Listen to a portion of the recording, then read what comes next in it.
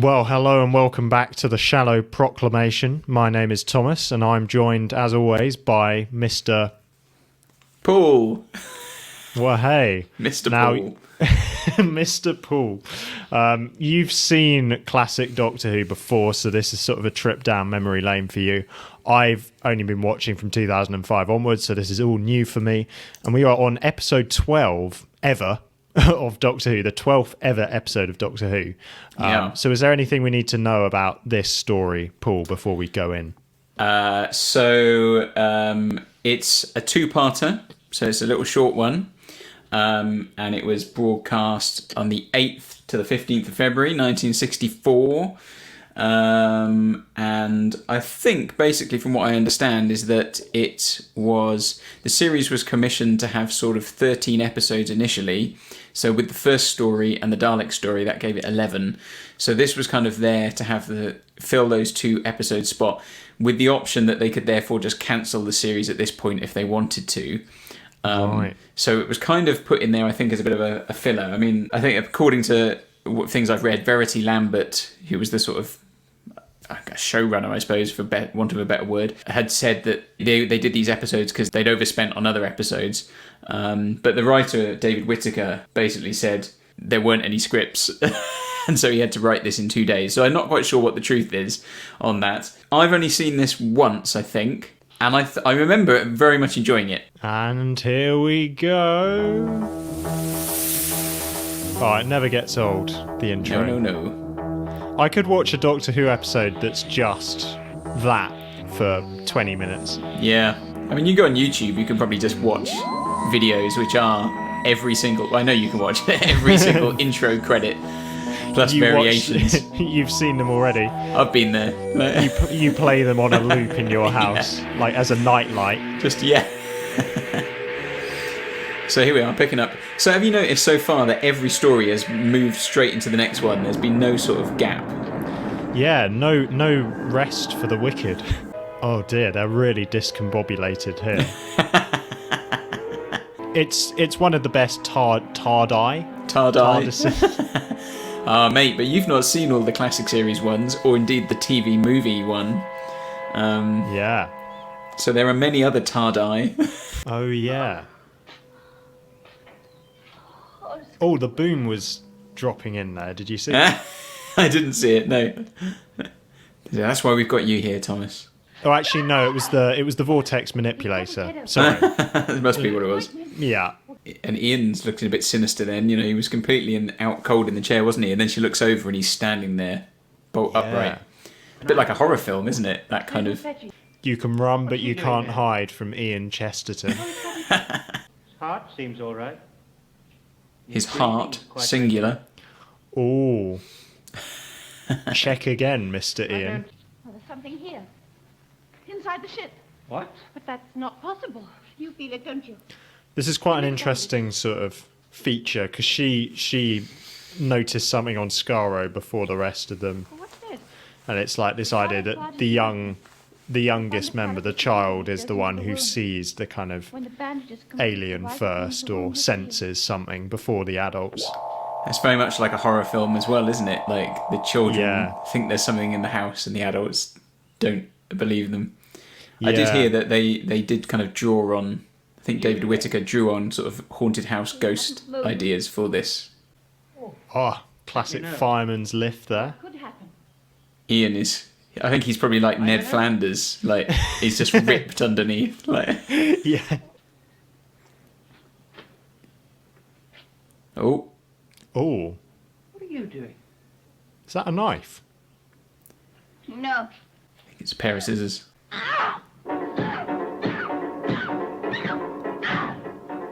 She really has it in for that TARDIS chair. It is very much getting like a horror film there, wasn't it?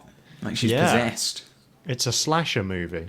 Yeah. Verity Lambert had to write a letter of apology to the children's department at the BBC because they felt it was inappropriate to show someone acting violently with scissors. I think it's actually quite discriminatory towards upholstery. Nice little bit of upholstery there, a little sofa as well. Oh yeah, it's Sofa's well kitted out. What do you mean? An animal or a man or something? Yes. Slightly odd delivery there. Like, An animal. Or a man. Or something. Tell her about. Oh, look at that being in kind the of robe she's wearing. Yeah. You see, she's much scarier in this episode. She gets to be an unearthly child in this one more than in the first story. that's true. It's true. No! Oh, she's got her scissors again. Yeah, confiscate the scissors. We Man. wouldn't hurt you, Susan. But where would it hide? In one of us. Oh, sugar. No. It's kind of... Oh, this reminds me a bit of Midnight, talking about actually. this. The David Tennant episode. It's funny, I was going to say that just a minute ago. We told them. Very similar in some ways, isn't Laugh it? at it. Yeah, I think this is already my favourite story so far. I mean, I love the Daleks, but this is like genuinely pretty scary. Good. Grandfather. Do you reckon the Doctor ever plays Connect 4 on the walls of the TARDIS? Oh, that sound is just so succulent and delicious. I didn't touch it. There's another picture. Like, if that sound was edible, you would eat it, wouldn't you? Absolutely. The Death Star. Yeah. What about the droid attack on the Wookiees? Well, what's all that about? Oh, That's Kai Mundi, isn't it? why me? Trying to confuse me, eh? Gratitude's the last thing you'll ever have, or any sort of common sense either. Wow.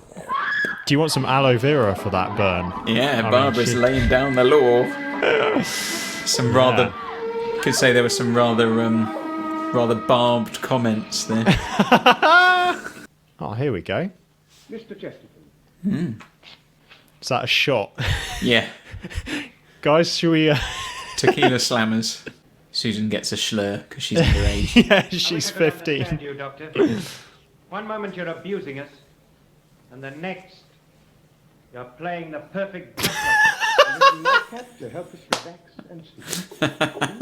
If it is night, we have no way of telling now. I think that's my favourite line so far. Going to bed. Just that out of context.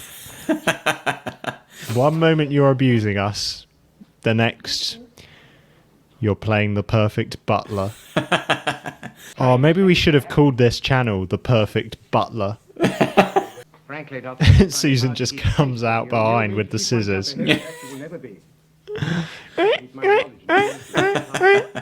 How old do you think Barbara is? I think Oh. it's difficult to gauge, like, Cool, I mean, with the era. yeah, I don't want to... That was an incredible episode, actually. Well, do you know how I know that was how it was good? How? Because Oh, there were long. shut up! All right, well, I'll keep my thoughts to myself then. Sorry, not you. Good night to you, sir. There were quite a few periods where we were just sitting, not really saying a lot. We were just watching it. So it was like we were engrossed in it. It wasn't the ordeal all over again. Like, Yeah, compare that to episode 6 of the Dalek story. It's fascinating, isn't it? And it's all in the TARDIS. So it's, in a way, although it's quite a big space, bigger on the inside, it's still quite a restricted location, which I think makes it more claustrophobic, kind of cabin fever type thing. So, yeah. I love it. What about you? it does have that kind of sense of a ghost story horror film where people are getting, possessed and acting out of character. I really like the way they sort of turn against each other. That all comes across quite believably to me. Yeah, absolutely. Yeah, and there is a sense, because you don't know what's going on, it doesn't really reveal what's happening. It does make it feel more sinister. My favourite thing might have been Susan's performance, because I could genuinely believe that she would have just come and stabbed someone in the middle of that. Like she looked like an absolute psycho. So she brought that across well, like the kind of possessed teen. Thank you so much for watching. Do give us a cheeky subscribe. Little button below the video on your device of choice to stay in the loop with these. And we're going to be back for the second part of this fascinating two-parter. So see you then. See ya.